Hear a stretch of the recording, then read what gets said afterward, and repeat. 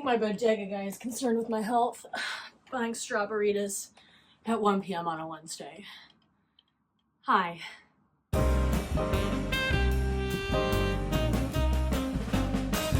What's up, friends? It's me, back again.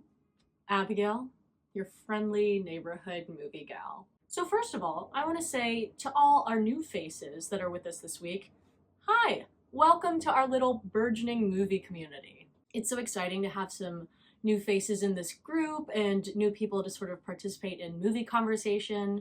There were some really interesting conversations going on last week, and hop on in on those if you want to be a part of our little movie discourse. It's a really exciting place to be. It's not been long since I last saw you guys, but I will say I'll throw in a little recommendation that's unrelated to our video today. If you have the chance, I would say go out and see Late Night with the Devil while it's still in its theatrical run. It is a super fun little horror flick about a late night TV show in the 70s that goes awry on a Halloween special night. Really fun movie, less scary than it is fun, and it's really a great time. If you're looking for a fun little kind of no pressure watch, that's a great one, but I think it's also coming to Shudder soon. I want to say April 24th. Could be wrong. Check that one out if you're looking for something pretty easy to watch. But on our related content for this week, we have got 3 really wild, very strong movies of totally different genres on our lineup this week. This week's A24 lineup would make the Make Movies Shorter campaigners froth at the mouth because these are tight movies. I think none of them are over 100 minutes long, and it might be even less than that. We got some great stuff on the docket this week. We have Under the Skin by Jonathan Glazer, Locke by Stephen Knight, and Obvious Child by Gillian Robespierre. If you're familiar with any of these movies, you probably realize that we've got a sort of sci-fi thriller, an intense sort of family drama, and a rom-com drama comedy up on docket this week. We really are going across the board. Before we get going on our movies for this week, quick word.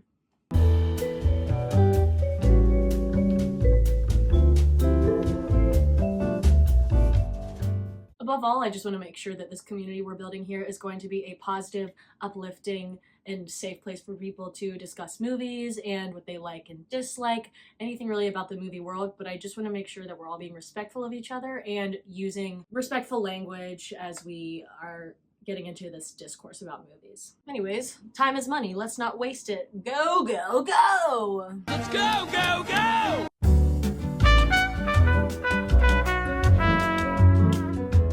So to start off this week, we were watching Under the Skin. This is a really cool movie directed by Jonathan Glazer, as I said before, who is also the director of Zone of Interest, so he's got a lot of attention on him this year for his new film. Though I have yet to see Zone of Interest, it is at the top of my watch list. I'm very eager to see it. What I know of the movie, this sort of mirrors his visual style. Under the Skin gets you right off the bat with really stark visuals. This movie is beautiful, and it stars Scarlett Johansson as an alien who actually wears the skin of a woman walking around Scotland and trapping and luring men back to her house to... ? This is the kind of movie that has a very strong atmosphere but less narrative quality to it. The more I watch A24 films, especially the earlier ones, and this is true of a lot of their newer stuff too, the more I realize that it's less standard storyline kind of films and more just vibes. A lot of these movies they pick up are really, really strong at creating a feeling or a sensation within you, but it might be more experimental filmmaking, it feels a little bit like. This movie is one of those that I think kind of falls into that category. There's never clear-cut answers to what you're watching through the film, as this Scarlett Johansson alien is, what would I even call it? Bringing men to a pit of darkness in her home where she drains their blood and guts? ? It's hard to say. It's a little bit similar to Enemy in that this one can be a bit challenging to talk about without revealing major plot points. But what I will say is this is a really interesting sci-fi watch if you're into the sort of sci-fi / art house area of cinema. The film is beautifully shot. Incredible landscapes of Scotland are interposed throughout, while there's also a really interesting play with light, or the lack thereof, throughout the film. The cinematography is really, really stunning. Huge props to Scarlett Johansson. She shows a great command of her physical acting throughout this movie. She plays this sort of detached, clinical alien that doesn't seem to have much empathy for the people around her, really is just on a mission to capture and maybe kill these men, almost like a Terminator. As I was watching the film, I couldn't stop thinking about how much it reminded me in certain ways thematically of Terminator 2, how the T2 is coming after Arnold Schwarzenegger's character and he's running and it's all mission based. That's very much what Scarlett Johansson's character feels like. She does this incredible thing with this very analytical stare that she uses, where there's almost no emotion behind her eyes, but it's calculated and it's almost maniacal at moments. While it's a weird thing to say, I think the kills are kind of the best part of the movie. They are grungily aesthetic, if that's a way you could describe it. When ScarJo's character kills these men, she brings them into her home, where they enter into this sort of pitch black area, almost like the scenes in Get Out where Daniel Kaluuya sinks into the ground, into this sort of floating pitch black area. And as ScarJo lures them in, they start to wade into this black pool of sludge that encompasses them and it traps them inside, almost like a bug. I almost got the sense, specifically at the beginning of the film, that ScarJo's character feels like the male gaze flipped back onto men. The way she will dial in, choose a victim, follow them, and then execute a plan is so aggressive and scary and calculated that it freaks you out watching her take advantage of what you're really looking at as a vulnerable person, since she is clearly a little bit more endowed with intelligence and maybe even physical strength than they are. I do want to give a quick trigger warning. This movie does deal with pretty aggressive visuals of sexual assault, so be aware of that going in. But all in all, if you like atmospheric sci-fi movies with really great acting and not necessarily a sort of clear plot, but more of an experimental quality about it that's going to leave you ruminating on it for a while, this is a good movie for you.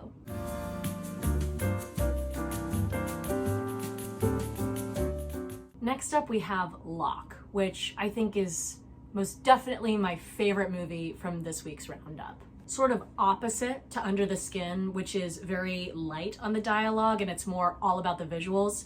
Locke is very light on its visual aspect and it's all about the dialogue that's happening. This film pulls you in right away. It stars Tom Hardy as a construction manager who is on his way on a car trip to, at the beginning of the movie, an undisclosed location. We don't know where he's headed. So the entire film takes place within his car taking phone calls. I know this might sound boring. It is certainly not in any way uninteresting. Since this is almost sort of like a bottle movie, like a bottle episode of a television program where it all takes place in one location, and he is really the only actor that we see at any time. All the other actors are only doing voiceover over the phone. This movie really ends up feeling like something that is conducive to be sort of a stage production.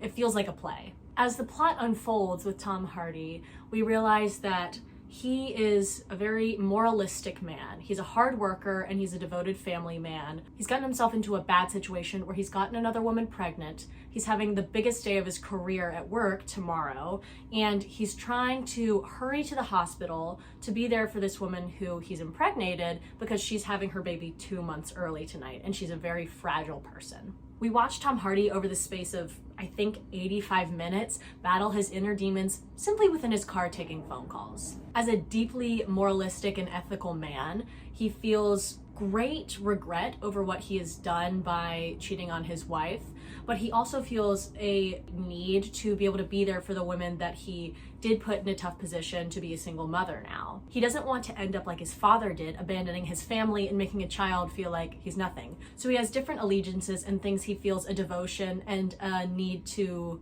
take care of in this evening. We watch as Tom Hardy tries to hand off and problem solve his job for the next day, which is the biggest day of his career, to his coworker, Andrew Scott, who is probably the only real comedic relief of the film. This is competing with his boss, who is furious with him.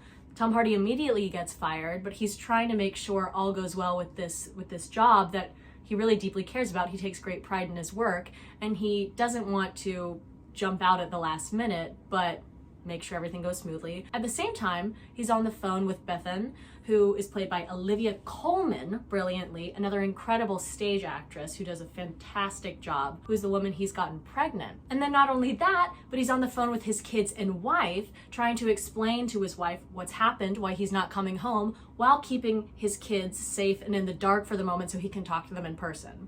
We have so many different competing issues, and it creates this winding, coiling tension in your stomach that feels ready to burst at any moment.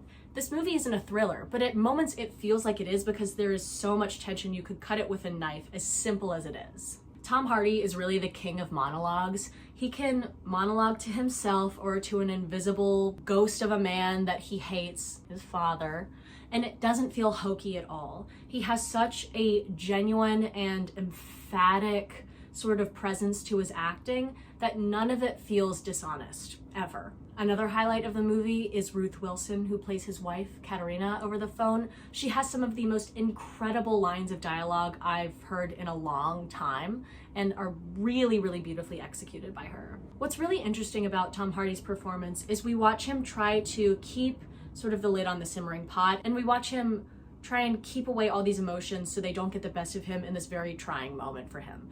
He's pushing away anger, sadness, distress, anything you could name. And he plays it so beautifully with not a blank stare, but eyes that have all of the emotions at once pouring out of them. He's trying so hard to keep the lid on all of this chaos that's going on around him that it almost feels like you're towing the line of madness with this character in a fascinating way. They've done a great job with this movie, creating the epitome of high stakes in a very simple and unimportant setting almost. I won't give away the ending of the movie or how it sort of unravels, but a few other highlights. Tom Holland is actually in this film as well, and he has an incredibly moving scene where he's explaining to his dad, Tom Hardy, the soccer game that he missed, and he's telling him about this goal that they won. They scored. Obviously, I have a theater degree. At this point in the movie, Tom Holland's character knows something is wrong. And it's very clear, both to Tom Hardy and Tom Holland, that everyone's aware something isn't right. Listening to Tom Holland's character beg his father to come home and rewatch the tape of the soccer match that he missed with him, because he knows that there's a chance he won't be seeing his dad at home again, certainly never in the same way, is heart-wrenching. You watch Tom Hardy talk back to him and really try to keep an even keel, talk to him in a normal way, tell him that everything's going to be okay, but still hold back the sadness while tears run down his face. It is heartbreaking. It makes me think of this tip I read this week for screenwriters that has really been sticking with me. It keeps coming back to me. I read a tip that said, the bigger the issue, the smaller you write. And I think it really applies to this scene. What's effectively being written about here is the collapse of a family. They're being torn apart, and it is probably, definitely, the biggest event of this child's life. But that's a huge event. So you write about something much smaller. You write about the soccer game. You write about how sad this kid is that his dad missed the soccer game and he didn't get to watch it with them, so he taped it and they're gonna watch it tomorrow. The scene is written about a small event that is emblematic of a bigger problem in the picture. I don't know if I explained that very well, but when you see it in the film, it's incredibly effective. And I think you'll understand how that rule sort of applies to the idea of screenwriting. This movie's very interesting because at the end of the day, I think it wraps up with the moral of everything can go wrong, but life still persists. As Goldblum-y as that may sound. Life, finds a way. There's no bow on all the problems that's happening in this character's life, all the chaos it's dissolving to, but it does show that life still goes on, and it's very, very, very tight.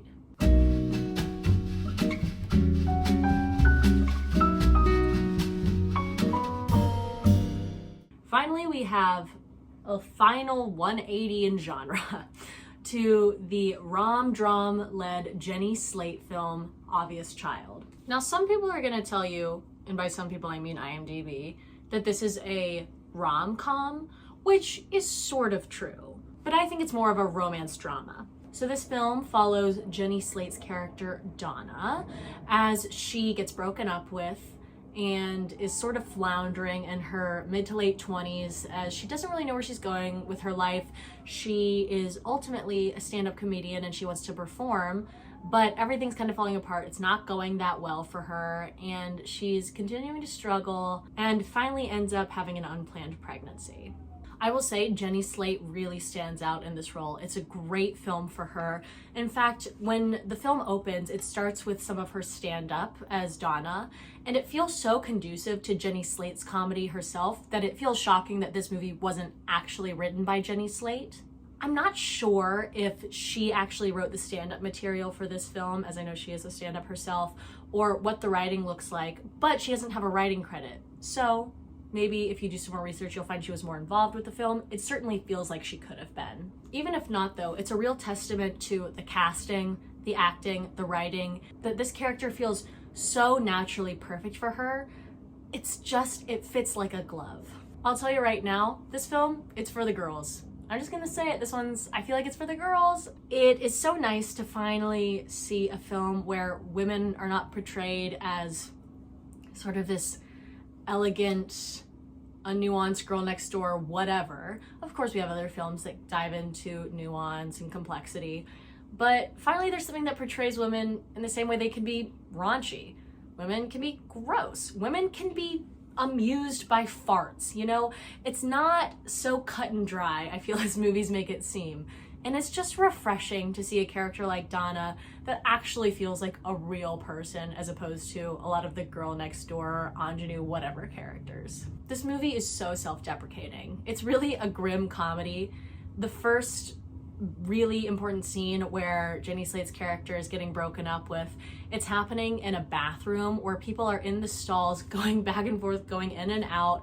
Everyone's like actively using the bathroom while she's getting broken up with, crying, having this devastating moment of her life. It's so darkly funny. It actually makes me really think of the opening scene of this other film I saw once called Other People, starring Jesse Plemons and Molly Shannon. These sons and daughters are spending their last moments with their mother, who is dying of cancer. And as she's passing, there is a phone call to the house, a friend of the mother, and this woman leaves a voicemail that is so grim, that is so inappropriate for the moment, where she's stuck in a drive-thru, literally ordering from like a Taco Bell while they're all cuddling with their deceased mother. It doesn't sound funny. I understand that at all, and it's not, but there is such a grim hilarity to it. It's all about smart writing at its core. This film is a really great picture of what it looks like to be in your 20s, to be floundering a little bit, to not really know what you're doing or where you're going. It in fact feels so incredibly similar to Girls, the TV series on HBO. I think if you like Girls, you're gonna love this movie. It feels very similar. In fact, it has a lot of crossover even with the actors, with Gabby Hoffman and Jenny Slate. They both appeared on Girls at various times for recurring roles. Through the course of the movie, our romantic interest, Jake Lacey's character, comes into play. He's as charming as ever. The more I've been able to have the pleasure of watching Jake Lacey perform, the more I realize he has a really incredible range. I think he's a little bit underrated even for his abilities. He's able to be the most charming character in a movie and steal scenes, kind of like in this film, and then be the most hateable person that you also feel weirdly sorry for, like in White Lotus. I believe he also recently played a very sinister character on a TV series. I haven't seen it yet, but I'm excited to see more and more come from Jake Lacey, as he seems to have a sort of unexplored range that we're getting a little bit more of over time. As gross and raunchy and silly as the film can be, this is a very charming romance. We're watching people find each other at weird moments in their lives where they're not sure if they're ready for relationships, where things are not sure in their lives at all. Your 20s are such a volatile time, and still sort of take that chance. Take the time to be with people that you like and you care about, even though you don't know exactly where it's gonna go. It's a beautiful thing. There are some really tender, beautifully acted moments and some hilarious moments. Watch out for the croc scene if you watch this film. Additionally, this is a great conversation starter to talk about women's rights. It's really interesting.